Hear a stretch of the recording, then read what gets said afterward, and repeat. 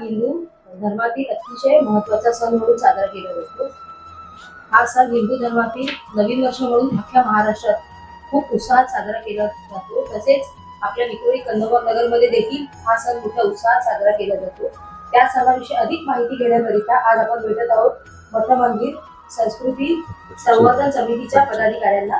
Sir नमस्कार, digital Mumbai वार्ता channel तर्फे आपले स्वागत आहे। आज आपल्या विक्रोळीमध्ये गेल्या 18 वर्ष गुढीपाडवा हा हिंदू सण हिंदू नववर्ष म्हणून मोठ्या उत्साहात साजरा केला जातो। तर आपल्या चॅनलच्या माध्यमातून आम्हाला ऐकायला आवडेल की आपण कशा प्रकारे हा सण साजरा करता।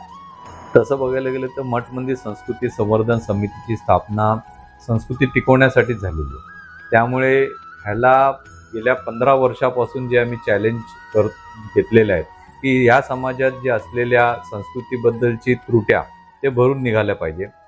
आपल्या युवा पिढीला एक नवीन आपण उपक्रम म्हणून विक्रोळीत आम्ही ते केला आणि त्याला खरंच यशस्वीरित्या आमच्याकडे ते पार झाला। कारण युवा पिढी आज फक्त मोबाईल इंटरनेट घरातून बाहेर निघत नाहीत, तर शोभायात्रेतून खरंच आत्ताच्या युवा हे चांगल्या मोठ्या प्रमाणात सहभागी होतात। सर यंदाचं आपलं 19 वर्ष आहे, तर गुढीपाडवा शोभायात्रा साजरी करताना समितीचा मुख्य संकल्प काय असणार आहे?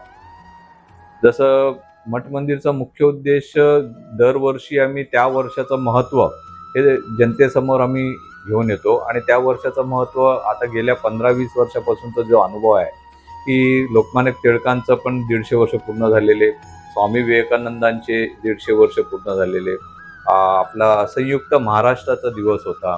असे विविध जे टप्प्याटप्प्याने त्या वर्षाचं महत्त्व आम्ही या चित्ररथाच्या रूपात लोकांसमोर घेऊन जातो।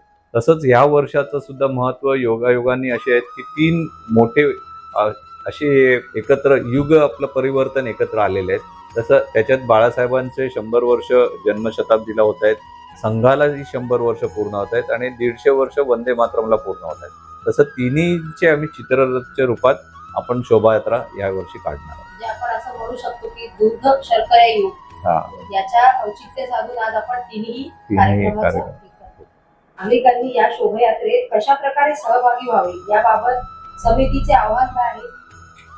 आव्हान आहेच, युवा पिढी आज घरातून बाहेर निघत नाहीत कुठल्याही स्वरूपात। तर आपण प्रत्येकांकडे प्रत्येक सोसायटीजमध्ये त्यांच्या सोसायटीमध्ये मीटिंग घेतोय, मंडळांना भेटतोय, त्यांच्याकडे मीटिंग घेतोय, सर्व सार्वजनिक उत्सव मंडळ जेवढे आहेत जे ॲक्टिव्ह आहेत त्यांच्याकडे मीटिंग घेतोय आणि त्यांनी पारंपरिक वेशभूषेमध्ये आपल्या शोभायात्रेमध्ये भाग घेतला पाहिजे। बाईक महिला पथक असेल किंवा ध्वज पथक असेल, अशा त्यांना आकर्षित असे होण्यासारखे आपल्याकडे ढोल ताशा पथक आहे।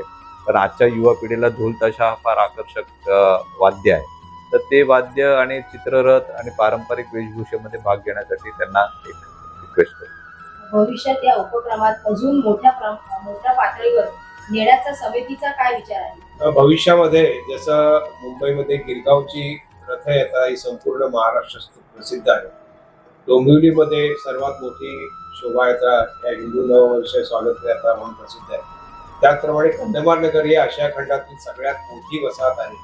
म्हणून तशाच प्रकारची पुढच्या वर्षी देखील आम्हाला त्याच्यात सगळ्या नागरिकांनी सहभाग घ्यावा हा असा आमचा प्रयत्न आहे। आणि ज्याप्रमाणे संपूर्ण मुंबईमध्ये नाव होतं तसंच ही कंदमाल नगरच्या ह्या हिंदू नववर्ष स्वागत यात्रेचं नाव व्हायला पाहिजे हा असा आमचा प्रयत्न आहे।